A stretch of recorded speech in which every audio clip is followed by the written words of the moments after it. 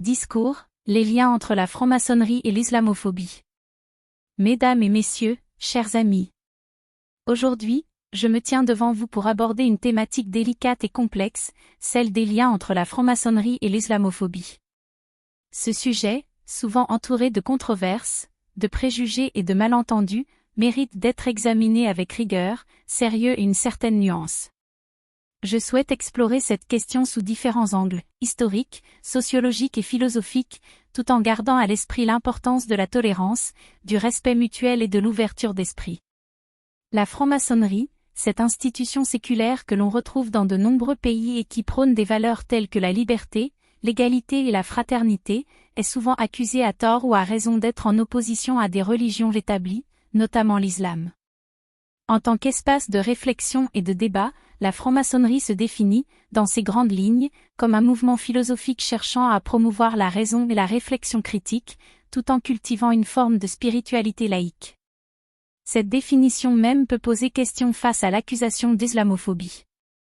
L'islamophobie, quant à elle, est une réalité bien réelle dans nos sociétés contemporaines.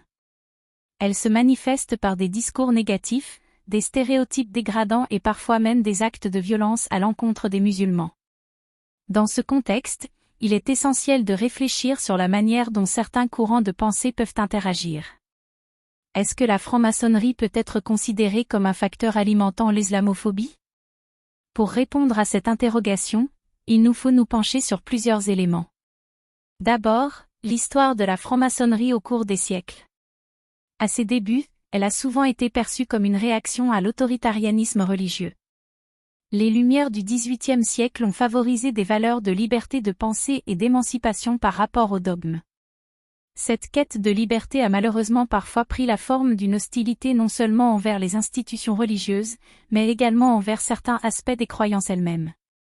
En ce sens, la franc-maçonnerie a contribué à une critique des religions, y compris l'islam, particulièrement dans le contexte où la critique philosophique était alors souvent assimilée à une forme de défense des droits individuels. Il convient également de faire état des discours contemporains. Certains groupes ou individus qui se revendiquent de la franc-maçonnerie entretiennent des discours ambigus ou critiques à l'égard de l'islam, nourrissant ainsi un sentiment d'islamophobie. Cela ne signifie cependant pas que la franc-maçonnerie en tant qu'entité soit intrinsèquement islamophobe.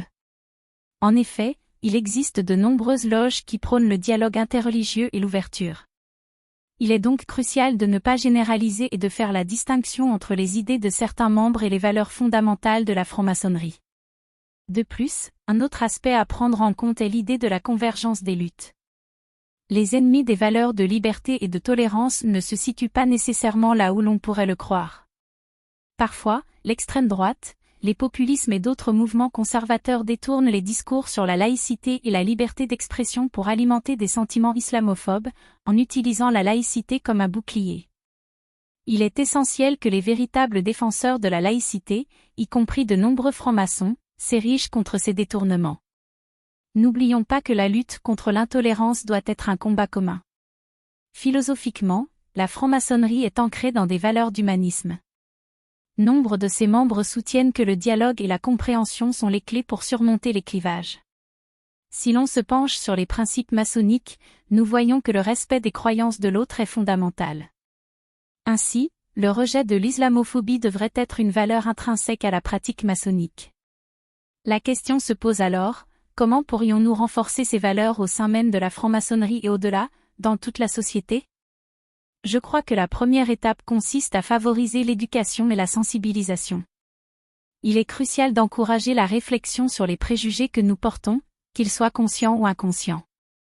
Des ateliers, des conférences et des débats qui rassemblent des personnes de différentes origines et croyances peuvent permettre d'éradiquer les stéréotypes et de promouvoir une meilleure compréhension de l'islam, mais également des valeurs maçonniques. Ensuite, le travail sur le terrain, car il ne suffit pas de parler de la tolérance, il faut la vivre. La franc-maçonnerie devrait être à l'avant-garde des initiatives qui promeuvent la coopération interreligieuse. En établissant des partenariats non seulement avec d'autres organisations maçonniques à travers le monde, mais aussi avec des communautés musulmanes, nous pourrions bâtir des ponts solides et durables. Ensemble, nous pouvons dénoncer la haine, la violence et la division. Enfin, il est essentiel que les francs-maçons eux-mêmes s'interrogent sur leur rôle. Quel type de société voulons-nous bâtir? Une société où la diversité est célébrée et où chaque individu peut vivre libre de préjugés et de haine? Si tel est le cas, nous devons tous, maçons et non-maçons, travailler ensemble pour faire de ce rêve une réalité. Pour conclure, je dirais que les liens entre la franc-maçonnerie et l'islamophobie ne doivent ni encourager le scepticisme envers la franc-maçonnerie, ni établir des stéréotypes sur les maçons eux-mêmes. En examinant les différentes facettes de cette question, nous enseignons une leçon précieuse sur la complexité des relations humaines et sur l'importance vitale de s'attaquer aux préjugés sous toutes leurs formes. Il est plus que jamais temps de stimuler un dialogue sain, de construire des ponts au lieu de murs, et de célébrer notre humanité commune dans toute sa diversité. Merci de votre attention.